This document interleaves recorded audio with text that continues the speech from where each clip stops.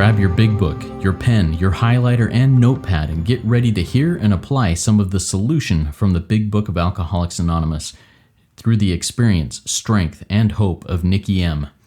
To have a question addressed in a future episode of Noodle It Out with Nikki, please send an email to noodlewithnikki@gmail.com, and Nikki is spelled with 2 Ks.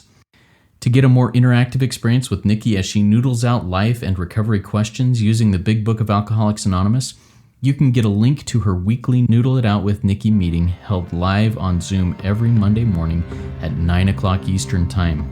The information to that meeting is in the show notes of this podcast.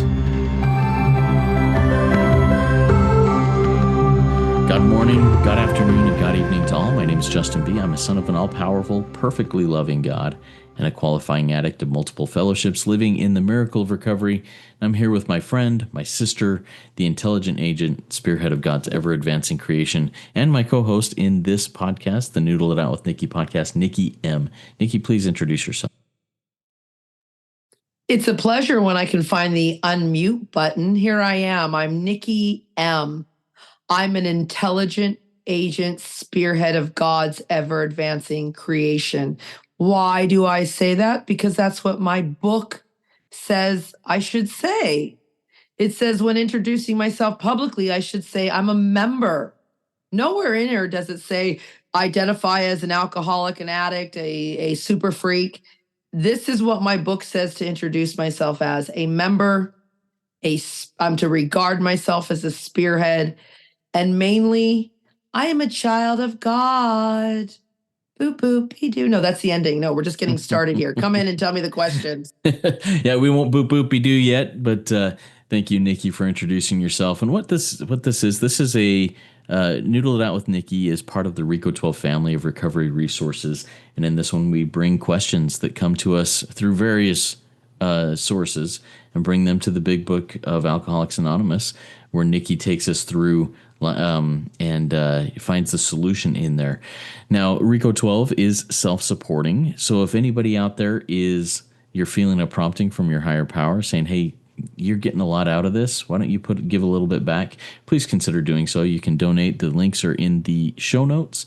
You can go to rico12.com/support and find ways to support us. We're just grateful for all support that comes, whether it be financial or whether it be word of mouth. So let's jump into this. Grab your big book, highlighter, pen, pencil, paper. Let's take some notes and get some solutions. Today's question, Nikki, comes from Richard, and Richard is somebody who's in one of the chats that I'm in, and this is something that came up, and it created a lot of stir in that chat, got a lot of action. So I want to see what you and the Big Book have to say about this. Nikki, here's the question. Richard says, I'm feeling like no one trusts me. My wife will never fully trust me to stay in recovery. I've had a recent relapse. I'm moving into victim mode where I feel no one trusts me. My boss, my coworkers, my kids, etc. I'm spiraling. How do I get out of this? So Nikki, talk to us. What does the book say? Well, how do you get out of it? You work the 12 steps. Now, all 12 of them, but that's a given, okay?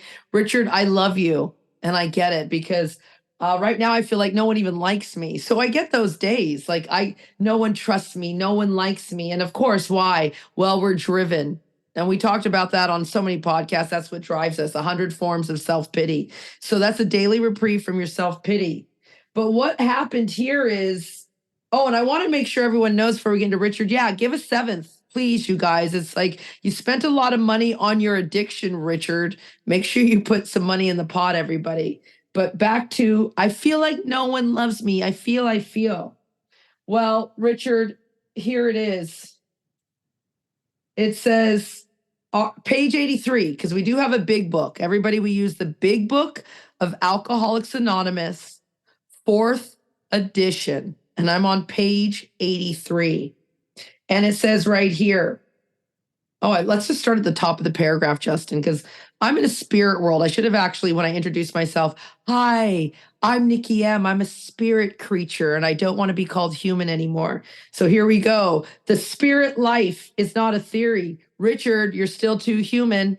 You just told me you acted out. So I have to assume you had a relapse. I have to assume you've worked the 12 steps. That's why you're flogging yourself.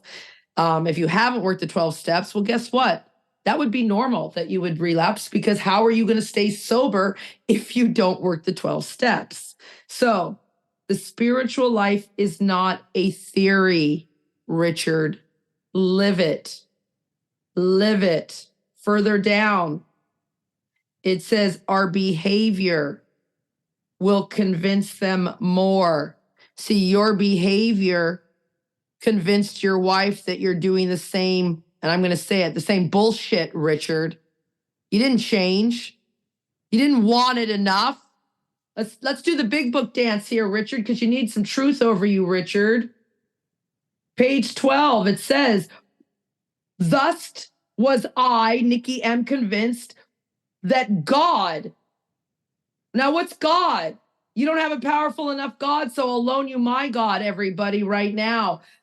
Thus am I convinced that humility is concerned with us humans when we want humility enough. Thus am I convinced that politeness and being respectful is concerned with me and my family when I want respectful and politeness enough. Like, go deep here, Justin. Thus am I concerned that being helpful and being not selfish is concerned with me enough when I want being unselfish and helpful and gratitude and acceptance and tolerance and kindness enough. I'll go deeper here. When I want the spiritual principles enough, the spiritual principles are concerned with me. Does that make sense, everybody? Like, I'm tired of everyone going, I relapsed. Like, no, you didn't. You didn't want it enough. You're not taking this program seriously, and people are dropping dead. That's why I'm going to go hard right now. We just buried a guy this weekend, Justin, in Toronto, found in a park bench. And it wasn't just alcohol and drugs. It was love. I could see it a mile away. Love addiction all over him. Sex addiction all over him. But he wasn't even sober. So your behavior, human race, will convince everyone around you more than you're stupid, and put every bleep, bleep, bleep, bleep, bleep in. Every bleep, bleep in, because they're just stupid words. See, you must remember, Richard and Nikki and Justin, that 10 or 20 years of addiction, of selfishness, of inconsideration, of lust, of anger, of impatience, of fear, of irresponsibility, of blaming, of envy, of false pride and arrogance will make a skeptic out of anyone. Now, let me go deep, and then you can come in here, Justin, because I'm curious what other people said in the chat, but here it is. I know what I'm saying, what came to my mind, because, again, everybody, there's no right answer. Well, we told him this in the chat, or I told my son this in the book. There's no right answer. There's a million answers here. I mean, go here. We're on page 83 right now, where it says, Richard, there are some wrongs you can never fully right. Like this most recent relapse. You're not going to be able to make it right. So stop flogging yourself, because my book on page 86 says must not drift off. It says I constructively, not self-loathingly, I constructively review my day. So there are some wrongs I can never fully right. So, I mean, some of the things that come out of my mouth, Justin, I can't take back. I got a foul mouth and a foul attitude, and I can't take them back. So what does it say? Don't worry, Nikki.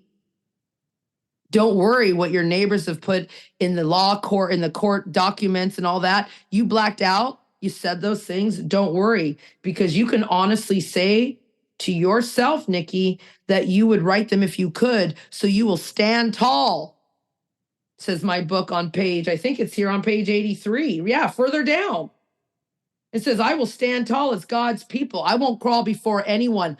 I messed up, and I can do better. But we got to want it enough.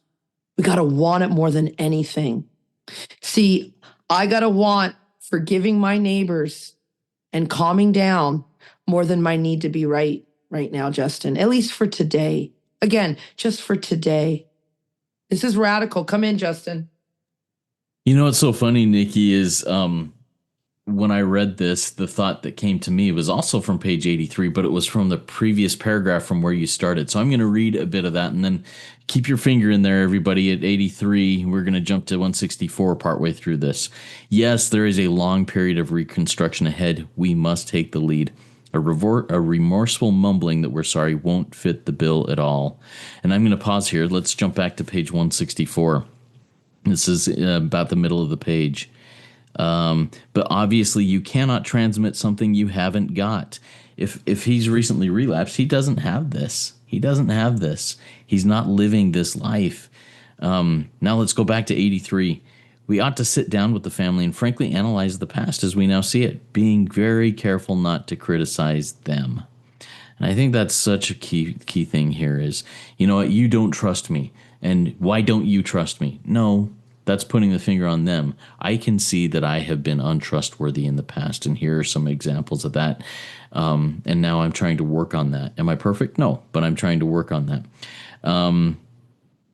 Let's jump a little bit further down in that same paragraph. So we clean house with the family, asking each morning in meditation that our Creator show us the way of patience, tolerance, kindliness, and love. I'm not praying that my Creator show my wife, my kids, my boss, my coworkers the way of patience, tolerance, kindliness, and love. I'm asking that it be me that has that increase because I can't change them. I can only change me. Now I'm going to share a little personal experience on this. My wife came into the rooms 8 years before me because of my addiction. It wasn't because of hers. And her initial thought was, I'm going to fix my husband. I'm going to learn how to fix my husband. But it was very quick. It was within a couple of months that her deportment changed. She started going, what do I need to change about myself? And it, like I said, it took me 8 years to finally go, I want what she has. But she started getting that light and that peace within just a few months of being in the rooms, of working the steps, of getting a sponsor and doing the things that needed to happen. And I started seeing that. But like I said, it took me a long time to see that. You, Richard, you may need to be in the rooms for 8 years, really working your program, staying sober, and having that light of your higher power just start burning out of your eyes like laser beams before your wife goes, I want what he has. And then she may take action, maybe not. But that's none of your business.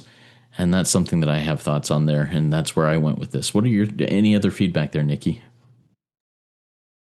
I need you. I need to hear this because I've been praying that my Creator show my neighbors patience, tolerance, kindness, and love towards me. See, it's for me. This is all for me, Richard. Do you see why we need to be here, my brother? This is simple, but not easy. As you were speaking and you were speaking about your wife and she got it so quickly. Now, let's be honest. She is beautiful and smart. So she got it very quickly, but Al-Anon works. Any of the anons, they have cocaine anon, or it's like co-anon, they have S-anon, they have all of it. But I'm going to go deeper. Just come join us here. Get your wife to join us. Give her the podcast if she's willing. There's also page 112, Richard. Read this book. Go back to page 111. When a discussion does arise, as Justin pointed us out on page 83, that you're carefully discussing these things, you might suggest your wife read this book. Okay, make sure that they're armed with the facts, or at least a chapter on alcoholism. And everybody notice it doesn't say alcohol. It says alcoholism because a lot of our listeners, Justin, and I love you for this, everybody, Justin B has never had a drink of alcohol. That's why my pastor, when I was going to church, I have been slacking off on that because I've been in outer space lately doing weird things. But long story short, I'm fascinated by people like this who have problems, who have alcoholic tendencies and have never put a drink in their body. I didn't even think their parents have. Like, this is intergenerational. So I love it. But I want to take Richard and all of us real quick. And I know you're not my assistant, I'm your assistant, but how many times in the big book does it say remember? I know it says a lot. Remember always, right? It says it a lot. It's a lot. I'll try and find that. Go ahead and continue, and I'll look Let that me continue on this because I know it says it a few times. Remember, because here you guys are. Richard, you're trying to remember who you are, honey. You're a beautiful child of God. You're not that awful person that can't be trusted. Yes, you do things that can't be trusted, but you're not an untrusting person, Richard. That's not who you are. Remember always. Page 69, I know it's there. I know it's right there. Let's just go there and we'll read it. It says, we remember always. We remembered always. We remember currently always that are, now it says sex, but put any power in there, your love power, your tolerance powers, your forgiving powers. Nikki, you have the power to forgive. Like Justin, I forgave my father and I didn't meet him till I was 18. We've been through ups and downs. I mean, I'm 50 years old, blah, blah, blah. And man, I have forgiven him. I get him. I love him unconditionally. My forgiveness powers are God-given and therefore they're good. That means I'm good because this power's inside of me. I'm good. I do bad things. I say bad things, but I'm innate, naturally a good, trustworthy person. So those powers are neither to be used lightly or selfishly. They're not to be despised or loathed. Remember who you are, everybody. We are intelligent agent spearheads. We are God's creations. Everything on the planet is special, including you, but we forget. And then people get angry at us because we do bad things, and then we think we're those bad things, which we're not. We're here to uncover and discard and discover who we are. We're children of God. Remember always. Justin? Yeah, and I looked it up. Remember, or a word that is remembering, remembered, remembers, is 34 times in the first 164 pages of the big book. So it's in there a lot of times. Wow. You see why we need each other? Because I could have never done that on my silly phone. Okay, you take us out. So that's a lot of times to remember every day. See, that's who we are. Like, let me go deep on this thought, and then you can take us out, Justin. Like, it's remembering. You and I talked about it just as we do our parking lot talk. It was about, I was telling you, everybody knows I have a few habits: scrolling, swearing, screaming. I've added screaming and smoking. Those are my 4 addictions, and I've got to get rid of them. And my scrolling is watching little shorts. And one of them is the NDEs, the near-death experiences. And when these people have near-death experiences and they're forced to come back into their human body, they all cry. They all don't want to come back to Earth. They all remember who they are. They remember the feeling of being only light and love, because where we come from, this energy, we will die, our physical, but our spirit and our soul. You can't kill a soul. You can't kill the spirit. You can kill the body. And then we remember always, you're not untrusted. You're pure love. You're pure trust. You're just doing silly things in your selfishness, Richard. So pause when agitated. Relax. Remember, we remember always. We relax. We take it easy. We don't struggle. Everybody gets someone who will speak the truth over you, that will tell you how special you are. Today on Noodle, we said, don't speak in you statements, always speak in I statements. But the only time that you can speak you are is if you're speaking the truth. And the only truth is you are special. You are amazing. You are perfect, created in God's perfect image. I need to remember to tell my neighbors this quietly, because they don't ever want me to speak to them again. And I certainly don't want them speaking to me again. But I'm telepathic. I can transmit that to you guys because we're magic. Our book says, Justin, on page 420, magic magnifying mind. Yeah, thank you, Nikki. And I'm going to go a little bit into this remember concept to close this out. At the beginning, I can't remember if it was this episode or the previous episode that you and I recorded, Nikki. We were talking about sometimes it sounds like we're going to the same places, doing the same things over and over again. And we are, because there's a reason. Because I am a slow learner and a fast forgetter.